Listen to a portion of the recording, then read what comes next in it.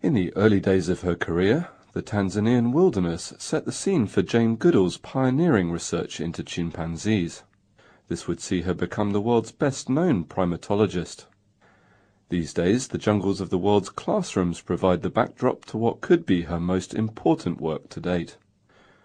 Through her Roots and Shoots initiative, Dr. Goodall is now devoting her life to raising awareness of our planet's plight. I have to give my traditional greeting for a very special reason. The greeting you would hear if you came with me to Gombe National Park. Hope to hear the chimpanzees greeting in the morning.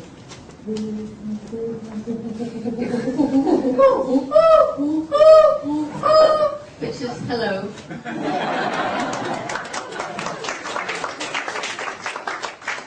And I introduced that voice for a reason, because we tend to forget that on this planet we are not the only inhabitants, and we're not the only inhabitants who matter.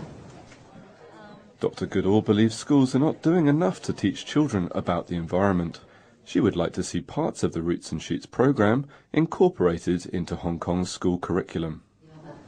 And a lot of psychologists have said that contact with nature is really essential for our healthy psychological development for children. So therefore, for Hong Kong, this is really important.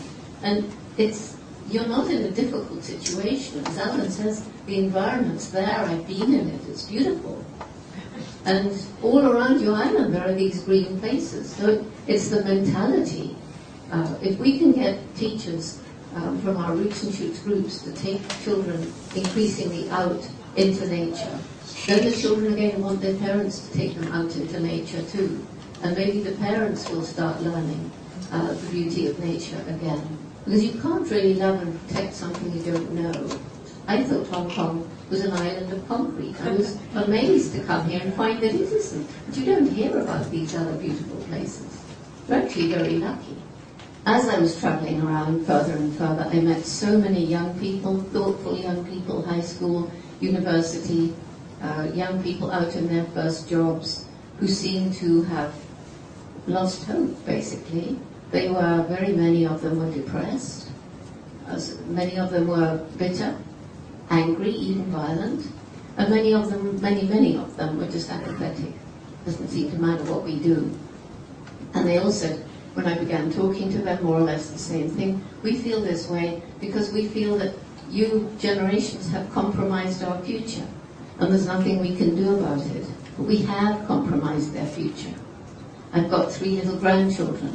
And when I think how we've harmed the planet since I was their age, I feel a kind of desperation. And but it's not true that there's nothing we can do about it.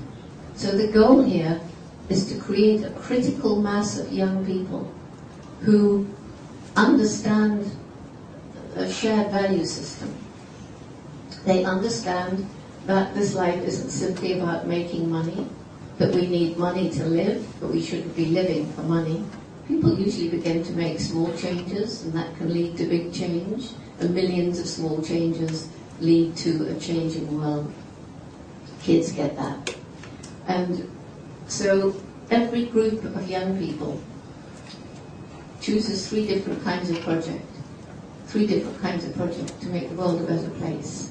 They choose one that will help people, one that will help the environment, one that will help animals. It's a message of hope. Hundreds and thousands of young people, the Roots and the Shoots, can break through and make this a better world. It's what the young people are doing that gives me the energy, I think, to carry on traveling 300 days a year.